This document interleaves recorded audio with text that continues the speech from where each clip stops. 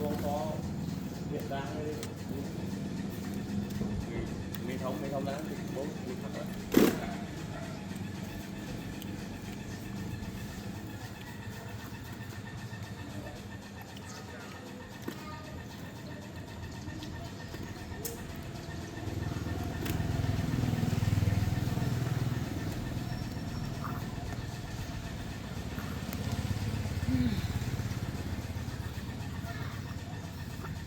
Là chia cái gì là chơi tục cái ấy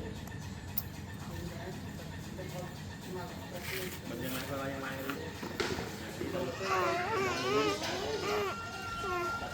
tham cái gì là vui nhưng biết đấy có tham gia tục tục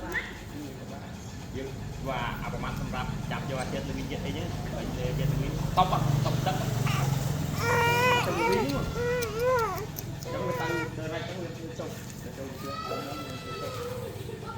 agak ada cuma ada yang tahu nak jawab. Ada tak tahu kan?